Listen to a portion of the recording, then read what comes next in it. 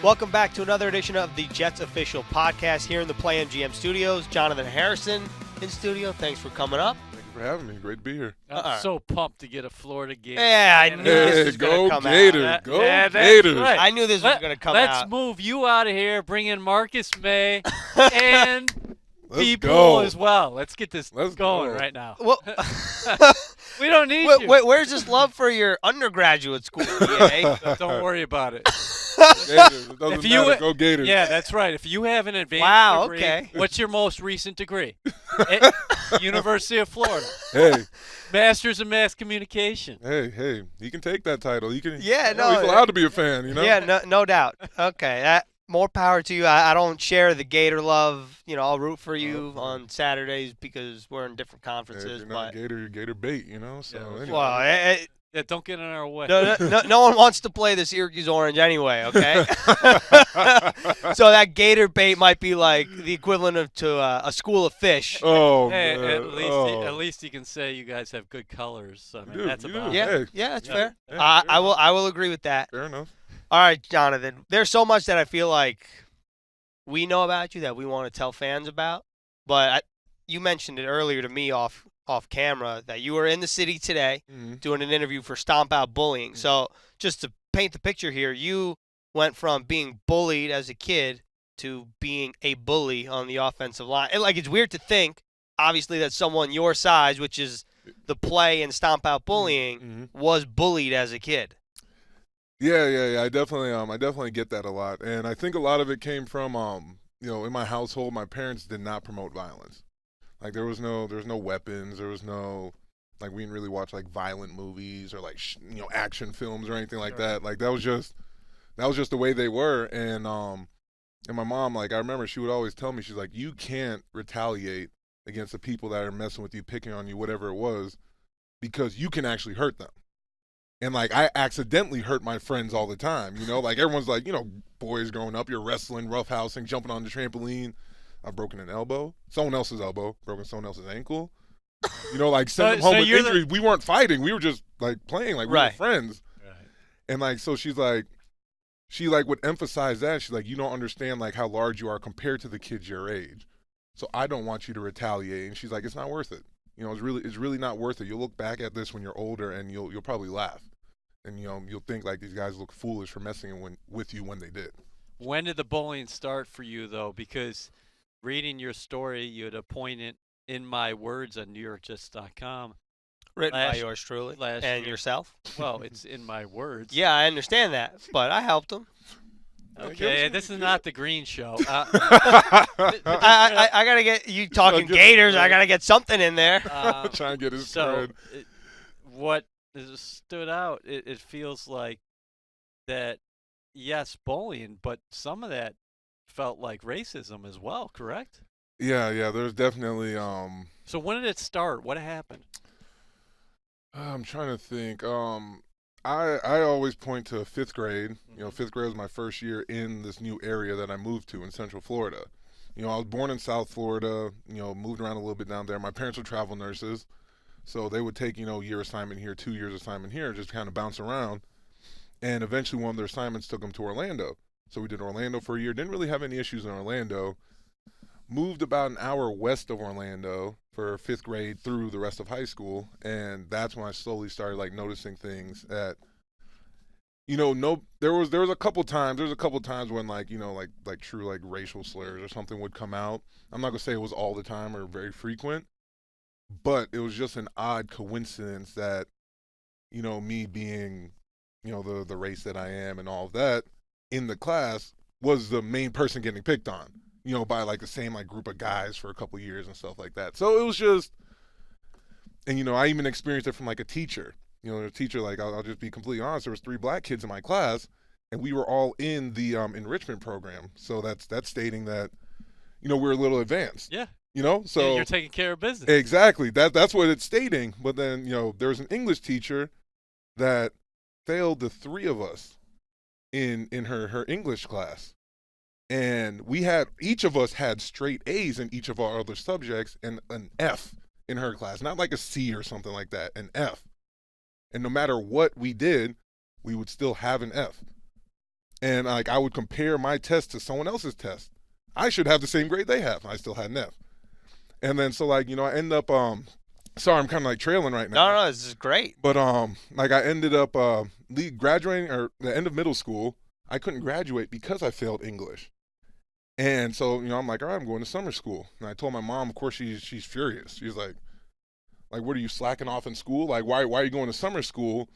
And so I was like, I just got to do it so I can graduate, go to high school. So I'm in summer classes, and the first day I'm there, I forget if it was the principal or the vice principal, but whoever was at the school, he saw me. He's like, what the hell are you doing here? Yeah. And I'm like, I failed English, so, I'm here for summer school. And he's like, there's no way that's possible. So he calls my mom on spot, and he's like, come get your son out of summer school. He's not supposed to be here. Wow. And then my mom Oh came. my God. Yeah. My mom came, grabbed me out of summer school, and like, that was that. And then we like put two and two together, and we're like, no, this teacher really had like an issue with, the color of our skin. But no one realized, no one else from the school realized that teacher was doing that or saw. I guess I'm a little surprised that maybe the principal or the vice principal, whoever it was, it slipped through the cracks up until summer school. It wasn't like he was looking at the grades and then all of a sudden was like, whoa, what's going on here? Let me get ahead of it. It happened once you were literally in a seat in summer school. Yeah. That's crazy. Yeah. And I know that you had also talked about on your way, I don't remember the story you told me, but it was something about every day going to lunch and there was a hill. Yeah. Yeah. Man, I honestly, like earlier today, I'll get back to that, but earlier today I was kind of just like, I call it black holing. Like I'm just going through like memories in my head. I'm like, man, I've really just like trapped away and like filed away a lot of things. Like, but I gotta imagine when you go to these schools that, because this means so much to you, is that all these memories gotta come up on spot. Here we are. We're talking about this, and the great thing about you is you're willing to share your experience. Yeah. Definitely. There's some triggers going to the schools and anything. I don't lose my mind, but I'm just like, wow, that. Like, man, like I really thought this was okay what I was going through at the time. Like, it's just part of growing up type thing. But it really wasn't. And that's why, I'm going to try to, make a difference however I can. Try to make a stand because it's behavior that's truly, truly inappropriate and behavior that can really affect somebody for the rest of their life. And, but yeah, the one story you're referring to, this one I'm not going to say was like a race thing or anything, but this one was more of me being a very large guy, same height in 8th grade, same height that I am now. That's 270 pounds though. So, I'm like 30 pounds heavier, but same height. And, I'm a really big kid and I didn't play any sports. I tried out for every sport team in middle school, didn't make any of the teams. And I was a musician. Like going into middle school, I was a musician already. So let me continue playing the French horn and the guitar. I don't see anything wrong with it. It's a cool skill to have. But, definitely got made fun of for being this huge kid in the band, band nerd, all that stuff, blah, blah, blah. And there was a group of, like, the athletic middle schoolers, because there's no true, like, jocks in middle school, There's, like, the athletic middle schoolers that play Pop Warner football, that play Little League basketball, whatever, And they just thought it was funny. I'm coming down the hill, going to lunch, and our lunch line would get so long because there's multiple cities that went to this one middle school. So our lunch line would get so long that if you weren't one of like the first, 100 people, whatever it was in line, you weren't getting food. The bell would ring, you go back to class with no food. It's not they would run out of food. The lines were just that long. Right.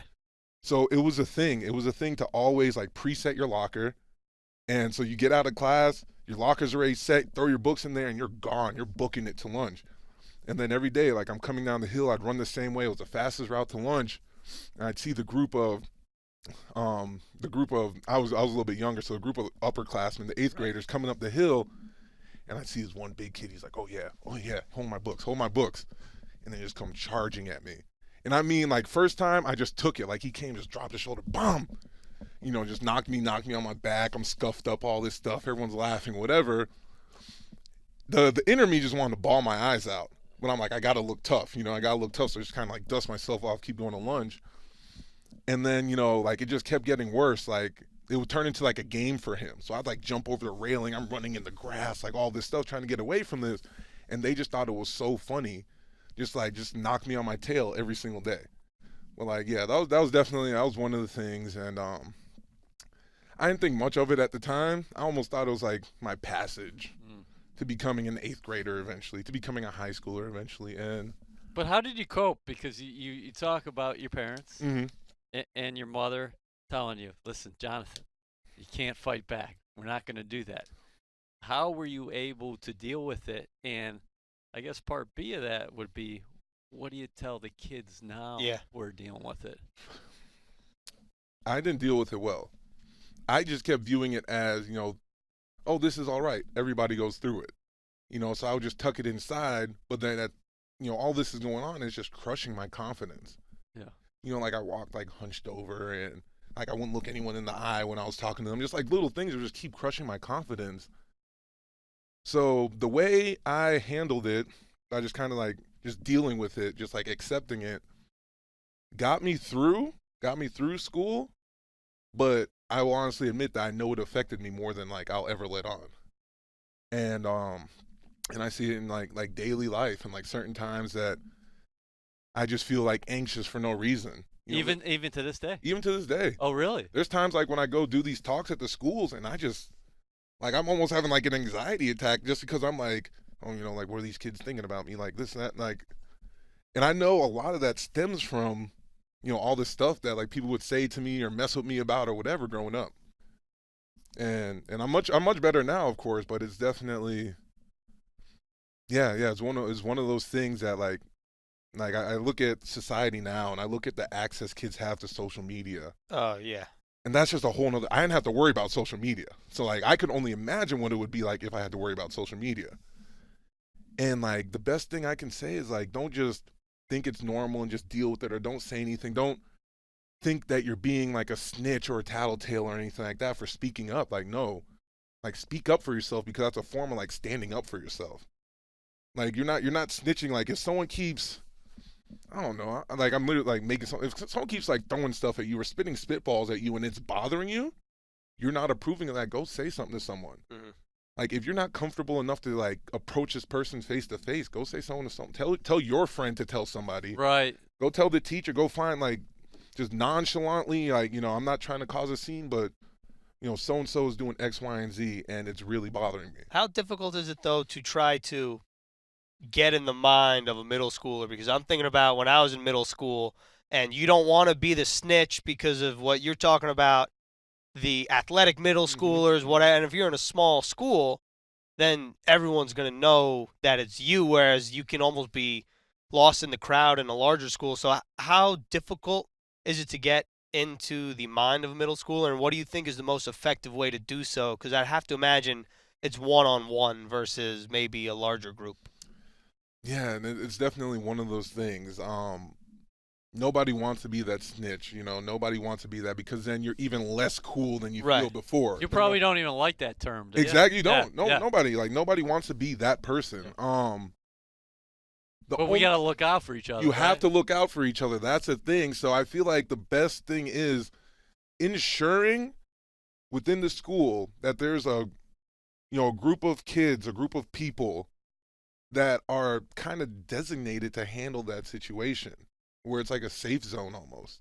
I didn't have my safe zone was my mom and my stepdad, going home. But like I feel like developing that group, whether it's a teacher, whether it's a principal, nominating certain students that they know can uphold that standard, and they know that they know what the right thing to do. Like a group of kids like that, like I can like picture it. I'm like, 6 kids, whoever's getting bullied goes up to these 6 kids and like, hey, look, like I need some help. And all 6 of them, all 7 of them, or whatever you want to do, like go over and like talk to this bully. Like go talk to him like, hey, look, like that's not cool. Like I know it makes you feel cool, but it makes this person feel like crap, Right.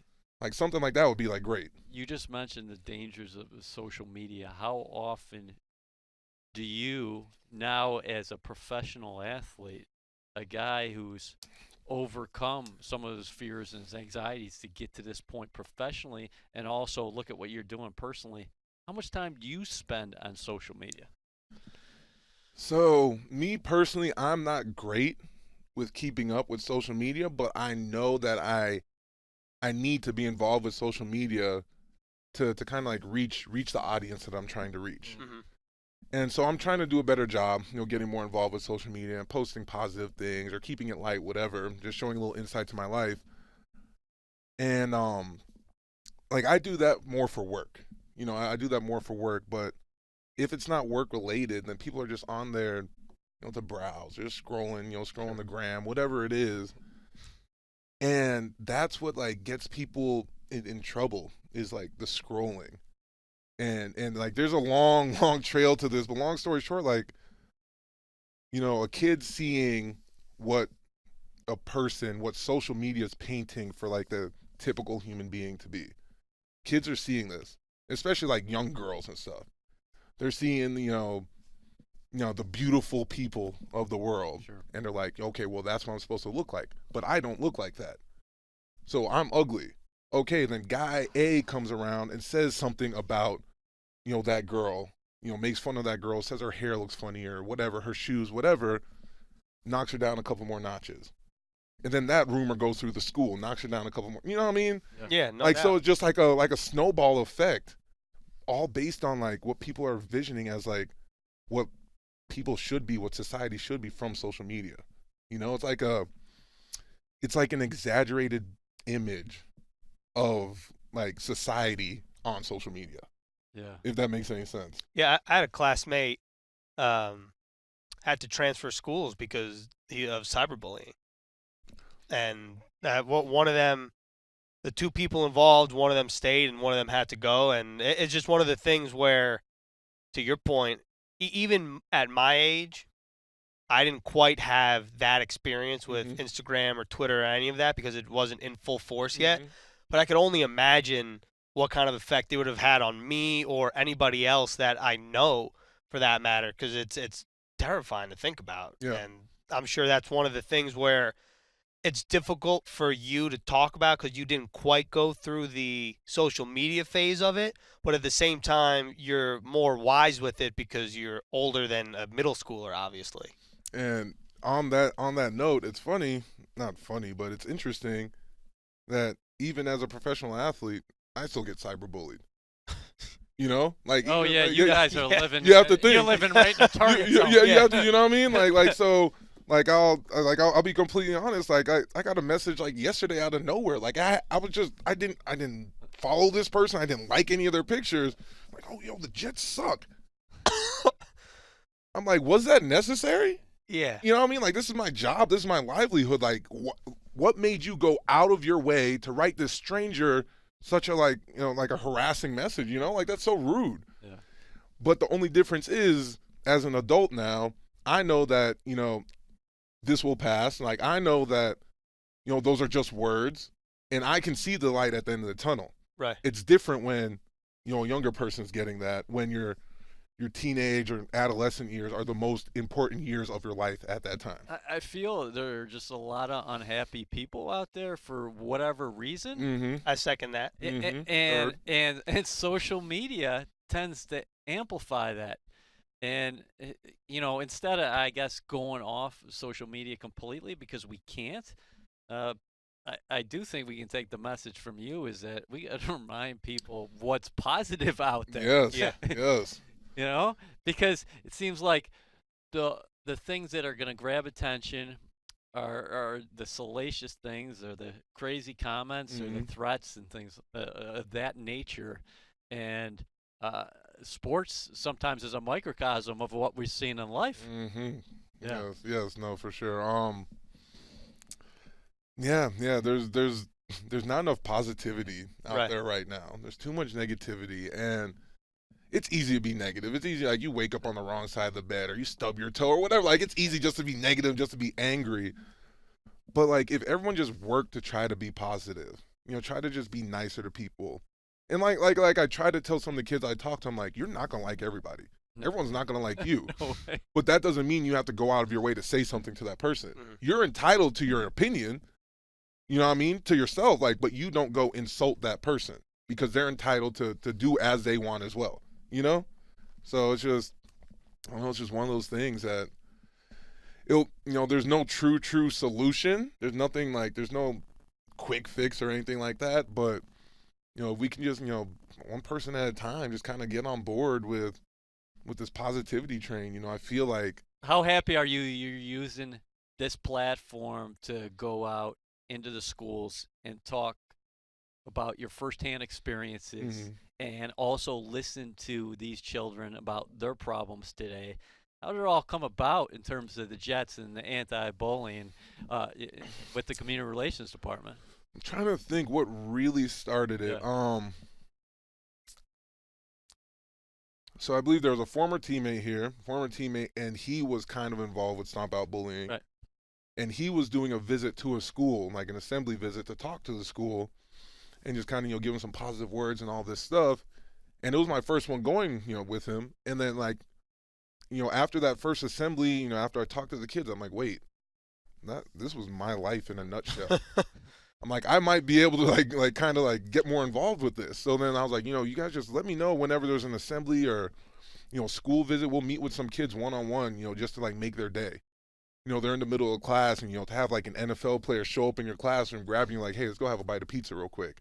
That'll just make anyone's day, make anyone feel cool, So, very, very glad that to be involved with this. And, I'm just hoping this thing can kind of just branch out and just kind of, pick up some more steam, because the cyberbullying threat, just throughout America, it's ridiculous. Mm-hmm. It's so ridiculous. I'm asking 3rd and 4th graders, who all has an Instagram account. Everyone's raising their hands. What do you need an Instagram for? I didn't have a phone in 3rd or 4th grade. I didn't have a phone until 8th or 9th grade.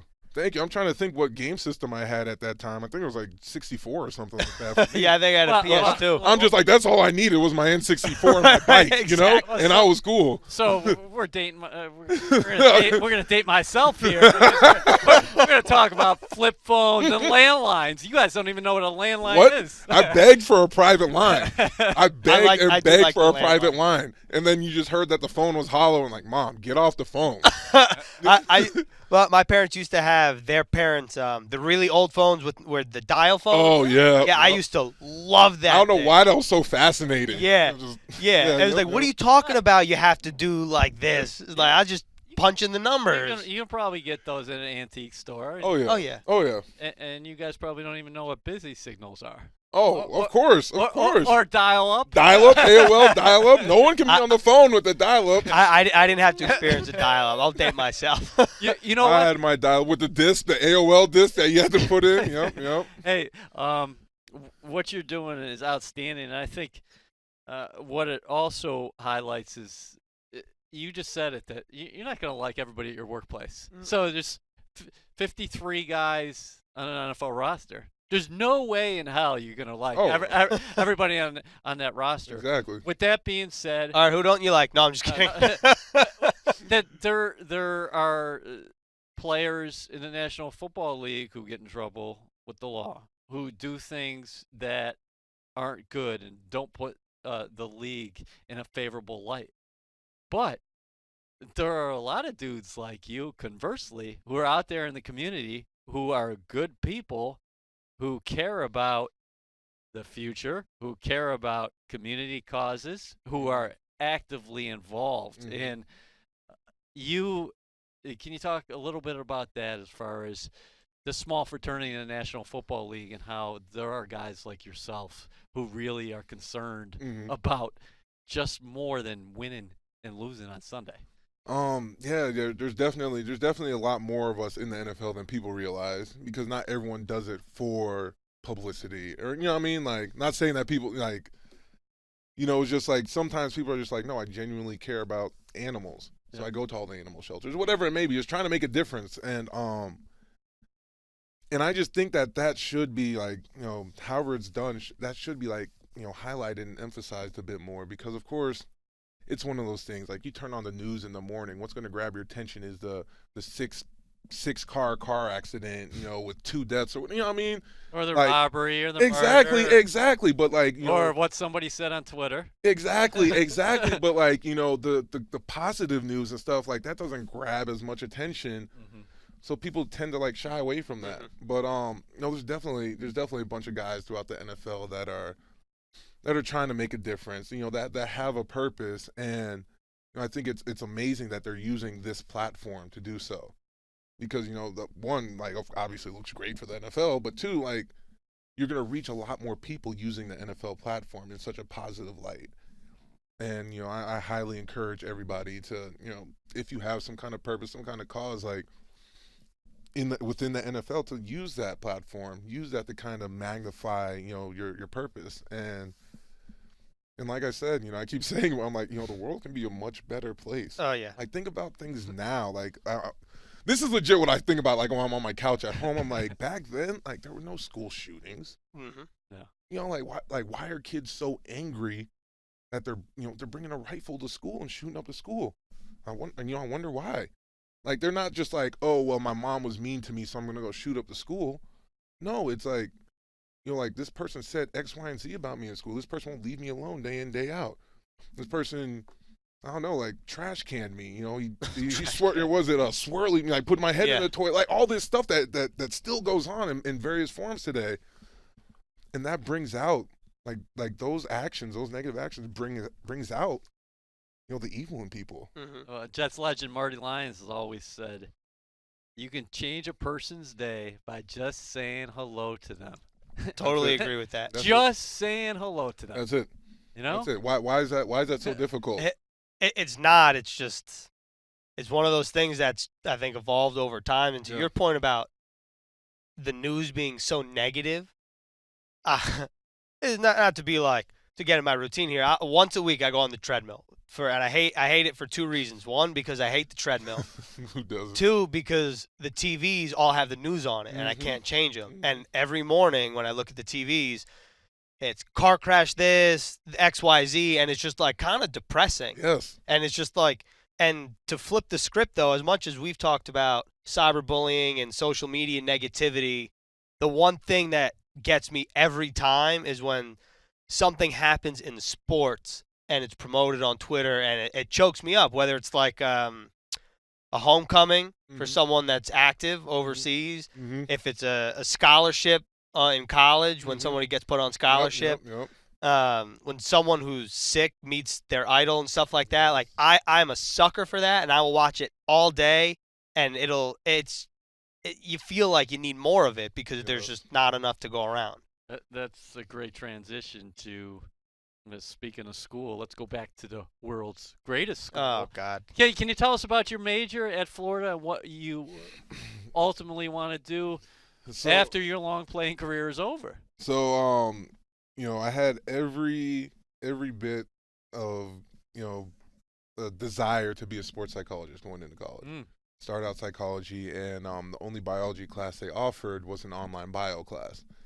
I don't do well with online classes, especially, I had a job in college and, full-time athlete. So ended up having to go a different route, failed that class twice, went a different route, ended up with a double major in anthropology and criminology.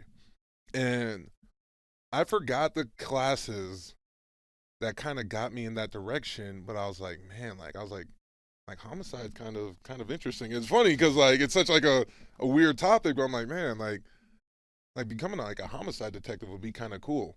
Like, I'm all about like critical thinking and puzzles of all sorts. And I was like, it sounds morbid, but you show up to a crime scene, it's like a life-size puzzle of like what happened, like why, life-size where, puzzle. What. Yeah, no, like it really, and that's just kind of like how my mind works.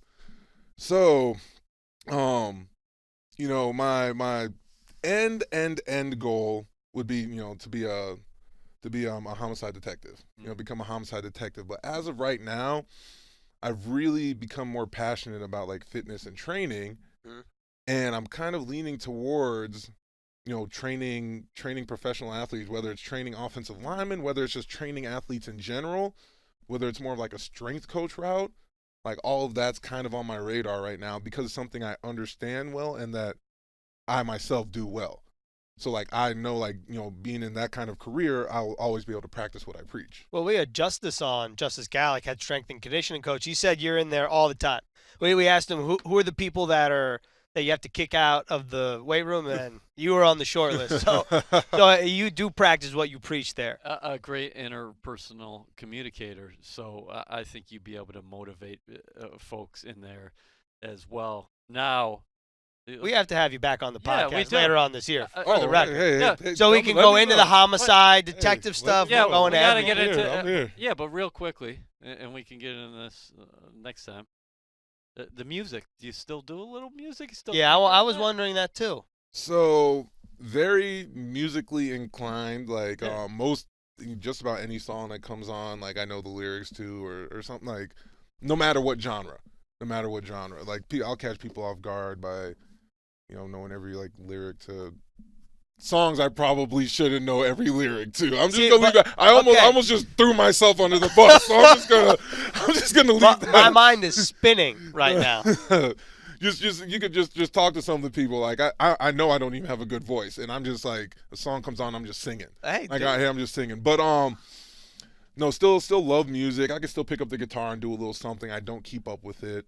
I haven't touched a French horn since since like I left high school. Mm-hmm. But would I pick it up one day again? Maybe. Yeah. Maybe. But overall I just enjoy music, and I think playing music kind of grew my passion for it. I'll listen to a song in a different way than somebody like typically would listen to a song.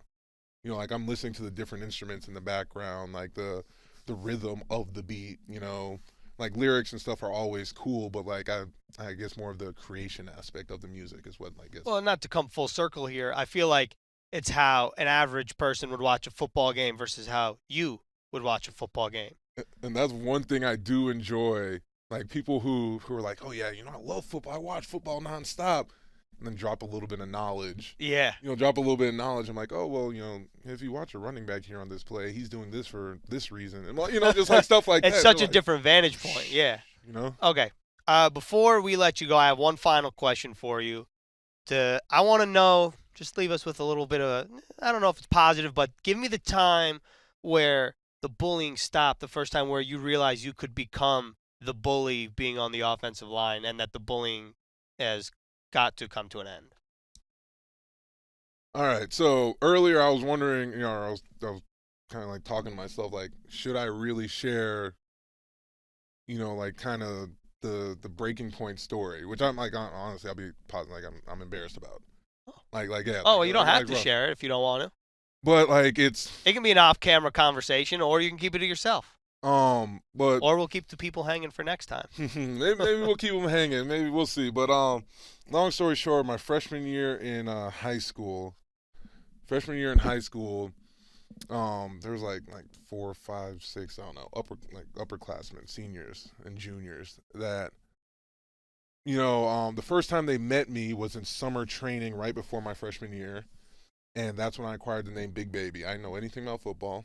I didn't know anything about lifting weights. Mm-hmm. Never lifted. I couldn't do a push-up, and so like, oh, we're just gonna call you Big Baby. You don't know anything, whatever. So I'm like, all right, cool. So I just kind of took that and embraced that name. I was like, all right, I could work with that, like whatever. It was like a month later, whatever it was. We were in the locker room hanging out. Our last period of the day was a football class. Like it was a gym class that, we can get some, like we could watch a little film, we could work out, whatever it was.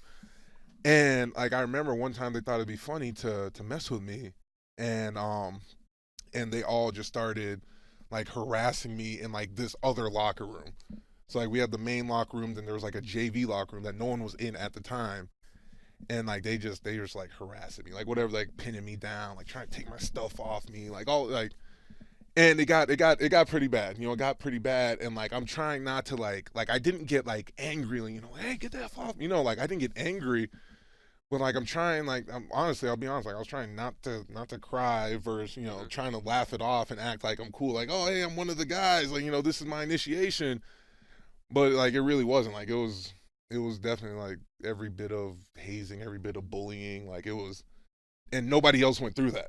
Yeah. Right. Nobody else went through that. So, all that said and done, it really got under my skin and all this stuff. And so we're practicing, I don't know how long after, and we're doing, I guess, what would be considered like Oklahoma drills. Oh, the old Oklahoma drill. But I think they've outlawed now. Yeah.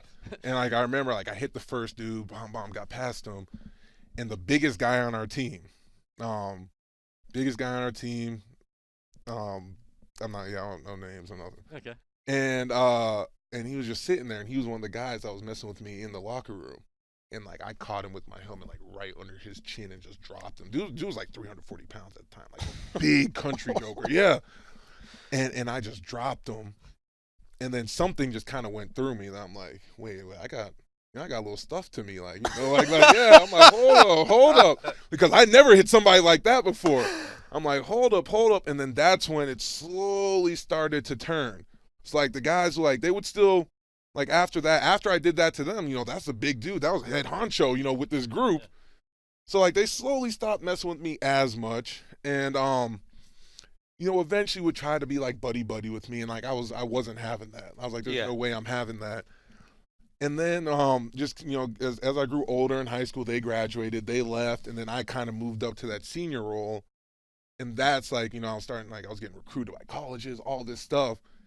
And the recruitment and that attention kind of brought some, like, natural confidence to me. Because I was I'm from a small, like, country school. Like, I now was a cool kid on campus. Like, I'm the big-time football player. All these guys that mess with me are now working at the grocery store, you know?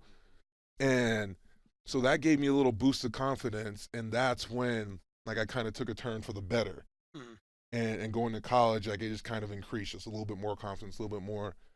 And here I am, you know, like, I can put on a good front, but, like, I'll be the first to admit that I'm not naturally, like, a confident person, you know. So I think it's cool that you admit your flaws more than anything else too. Because you got to. What's your height, weight? 6'3", 305? Yeah, exactly. That was a good guess. Hey. I don't know if it's a flaw. I'd just say I admire your honesty. Because most people won't go that raw. And credit to your mom too, man. She said. I'd love to hear that. I'll make sure to send this. She said, you know, I got a chance to meet her last year, but that she said, Jonotthan, you can hurt somebody, and you took care of your issue between the white lines. You didn't even have to do it outside of school. You did it on the football field, and boom.